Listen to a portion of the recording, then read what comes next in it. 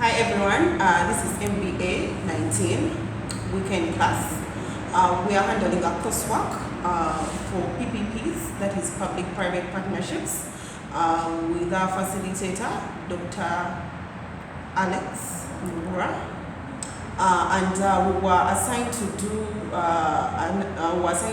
incentivizing USPs as a key to attracting and scaling up the uptakes of PPPs in developing countries with literature review from different sites. I'm working with, my name is Diana Nakaziwe. I'm working with Wanome Muima Ibrahim on the camera, Kunihira George, who's next to me, Wamala James, and Tumuhaire Nicholas. We are going to give the guidelines for handling of USPs in developing countries. Different scholars or different sites give different views or definitions about unsolicited proposals. And according to African Development Bank, unsolicited proposals are defined as project development in respect of which no selection has been initiated. And according to World Bank, under its framework report of USP 2017, it explains that unsolicited proposals whereby private sector entity reaches out to the government with a proposal to develop an infrastructure project. According to the PPP Act of Uganda 2015, Section 34, 2A, it defines USPs as an independently originated and developed idea by the proponents of the USPs without supervision of the contracting authority. In Uganda and the world over, it's the duty of the state to provide public goods and services to its citizens. For example, roads, schools, education, electricity, and many others. These are provided either directly by the government or they engage the public sector to see that these goods are being brought closer to the communities. Normally, a government agency develops an idea for a project that responds to identified needs and national priorities. It prepares and develops a project, after which it launches a competitive tender to select the most qualified private sector bidder to implement the project. However, governments, like any other person, they can be overwhelmed with the various needs of the citizens. Thus, the development of USPs to increase the range of solutions to address gaps through innovations and encouraging organizations through new technologies. Allowing these organizations to present new ideas may generate smarter and more sustainable solutions and calls for incentivizing or providing incentives to attract USPs on board. I'm Tomara Nicholas, and I'm going to take you through literature review as in regards to PPPs. Different countries and organizations handle USPs with a certain variation. For example, in Australia, the proponents submit their USPs and an assessment is carried out, and if all the requirements are met, a contract is directly signed without going through the bidding process. This implies that in case the proponents bring their ideas on board, the government thinks the idea is going to has some kind of social value, then they'll go and do cost analysis, and when they see that the costs are reasonable, then they'll go ahead to award the project to the proponent without going through the traditional bidding process. Now, for the case of Uganda, the PPP Act makes it mandatory for all USPs to subject to the competitive bidding procedures. In this case, we want to ensure that all projects executed under PPPs have some element of transparency. For the case of South Africa, There are three options available to consider USPs, and these include PPP complete unsolicited proposals and non-PPP compliant. The criteria for these are detailed in section 4.2.1, then section 4.2.2, then section 4.2.3, respectively, of the National Treasury Practice Note number 11 of 2008 and 2009. Compliant proposals undergo direct negotiation with the proponent outside the normal procurement, while the others undergo normal procurement processes, upon which a contract agreement is entered into.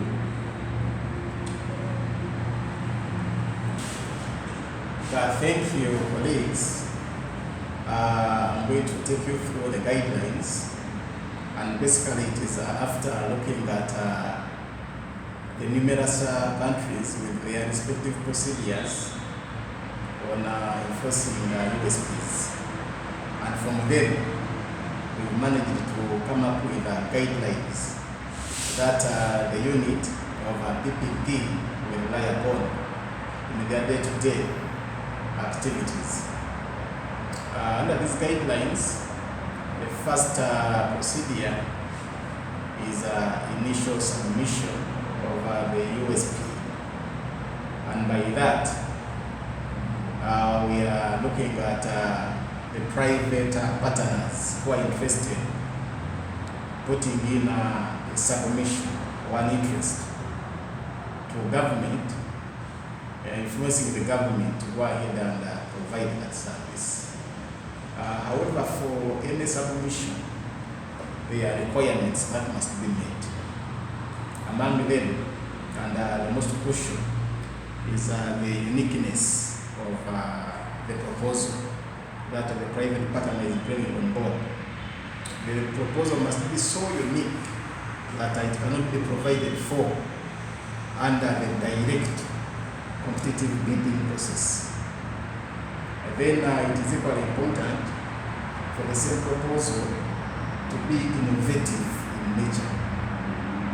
So precisely, it should be in a position of making a difference from the ordinary processes. Otherwise, if it is not so unique and innovative in nature, then most likely it will be rejected. Because it will mean government goes in for the normal process of the open competitive bidding. Then the other requirement that the USPs should meet in their submission is to do with the objective or the importance of the proposal. And by and large, the same should lie within or fall within the strategic national objectives. Otherwise, if you come up with any proposal that is outside the national agreed upon objectives, then it will not have value.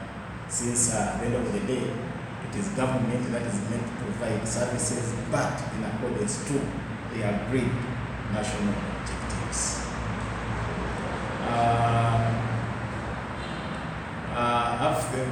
At the point of preparing the submission, the above requirements must be included. And after doing so, we agreed that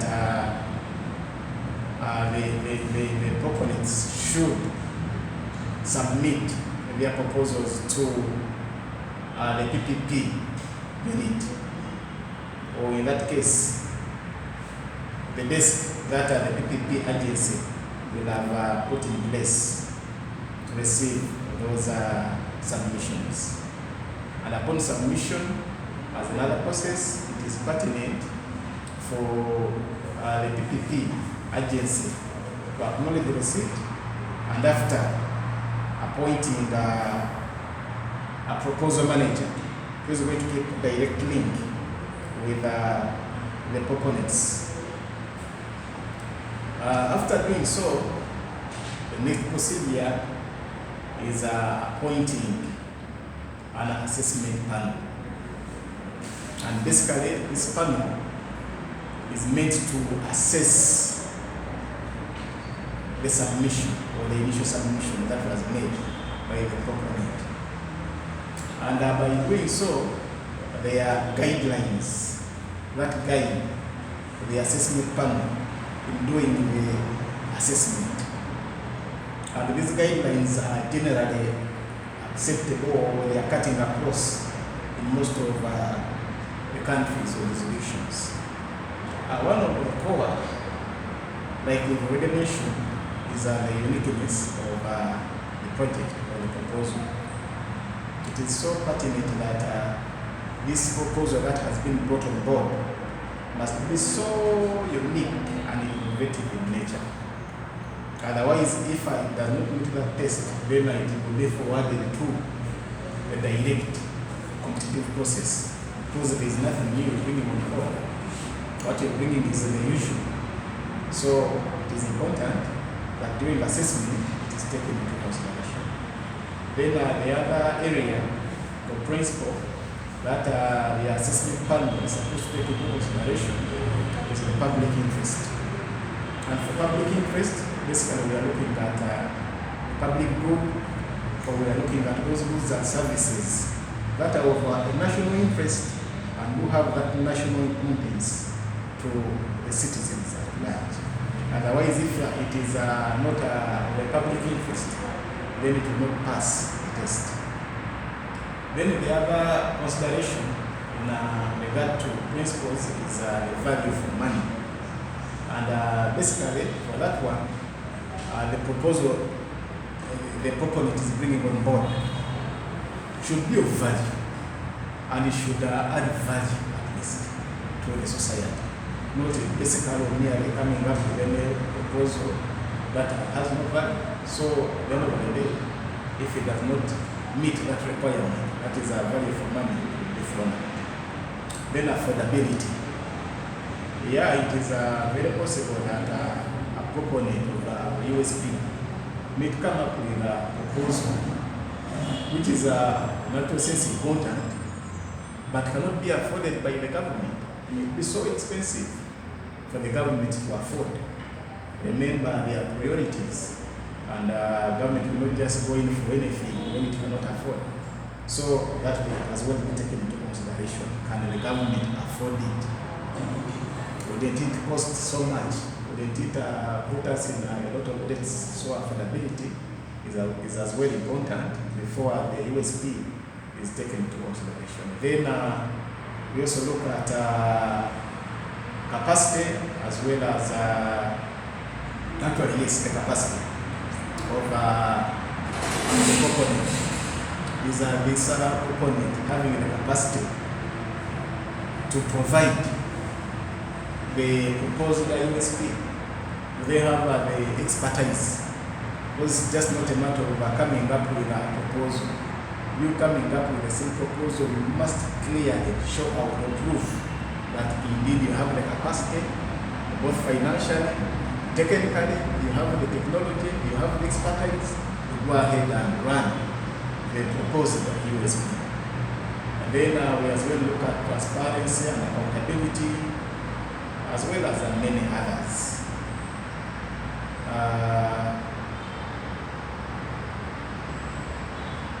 Thank you. I'm James Wamala, and I'm going to lead you through the third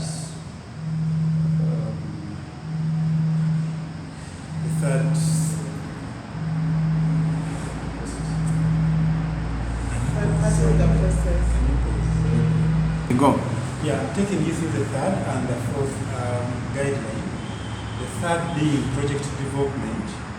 And in project development, we have to define the role of the USP proponent, the public agency, and the external advisor. We need to specify the feasibility studies that have to be completed as part of project development. The public agents also has to outline the key components of project development. Examples of these may be compensation structures for the USP proponents, policies relating to accountability, confidentiality, and conflict of interest.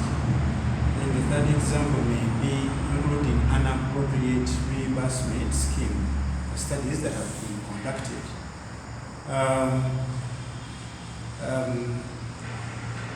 There is also need to specify which documents will have to be disclosed. Examples may be feasibility studies or the documents that may be used during the evaluation of the project.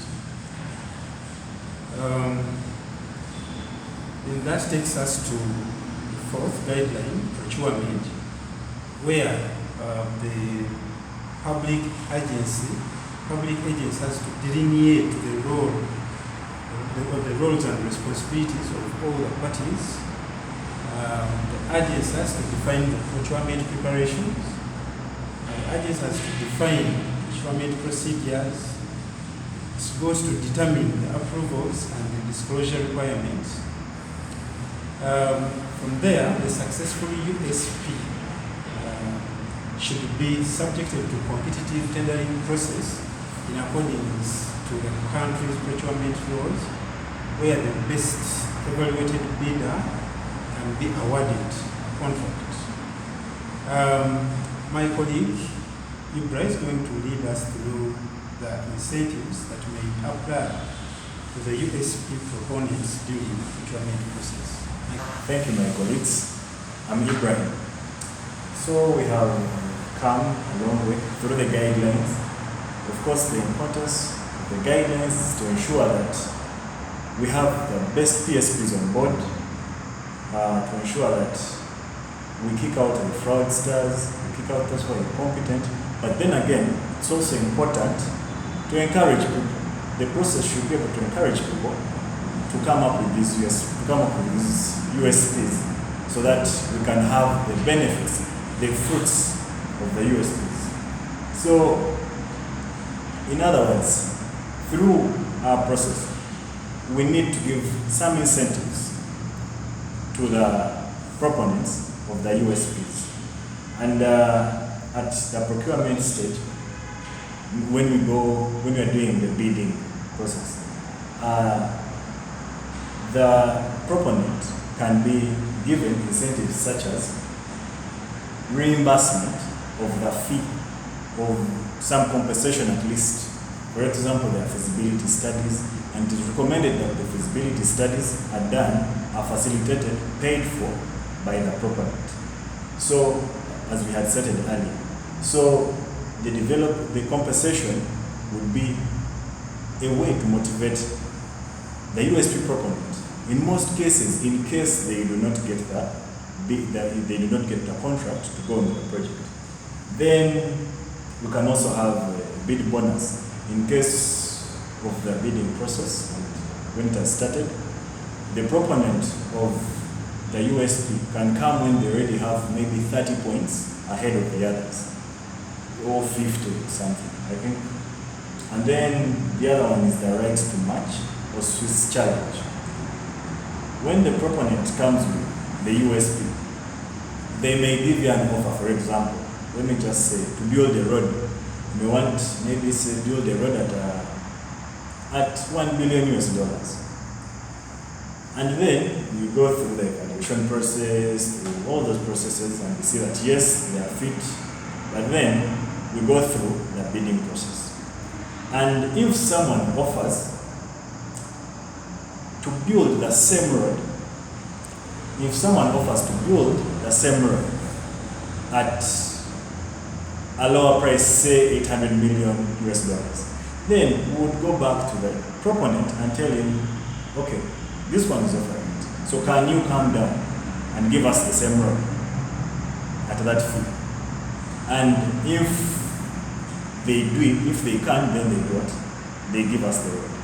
If they can't, then we can go give them maybe reimbursement, and we go on with the new person who has come and given us at a lower price. Then maybe if they are providing certain services, and then another person comes and they are providing better services for the same price. Let us say 100 kilometers and pavement and what, and then someone comes and adds maybe lights. Then we can tell them, can you add the lights for the same price? If they do it, well and good, we go on with the proponent. If they can't, then we definitely go on with what? With the person who has proposed a better deal, and also give them a compensation. Then you can have the other way of incentivizing them is including them in the best and final round. For example, if they have gone through different processes, so we have the final round of bidding, maybe I remain with 2 people. One of the ways is to have reassurance, to be sure that they will be there in the final round regardless, and to give them that edge. So with those incentives, with this model which has been used and is acceptable in most areas, it can be able to bring on and encourage more people to bring on USPs. And then finally, we can go on to contract signing, but then it is important, for example, it is a duty of the PPE unit to seek the necessary approvals, maybe from Parliament, Cabinet approvals, to ensure that the proponent goes on with the project without finding any challenges, without finding any political interferences, after which we can do implementation and monitor and evaluate the project, because no project can go on well without implementation, to make sure that the terms and all the provisions that were made within the guidelines are met. Thank you. So we reviewed the following literature to come up with this piece of work. We reviewed African Development Bank Operations Procurement Manual 2018, and then New South Wales Government Unsolicited Proposals 2017, a guide for submission and assessment for unsolicited proposals. Then we also reviewed PPP certification, a certification guide retrieved from that website. And then we also used the Public-Private Partnership Act, Uganda 2015. And then also the South African National Roads Agency in respect to unsolicited proposals 1999. And finally, the World Bank framework, a framework for unsolicited proposals 2017. Thank you.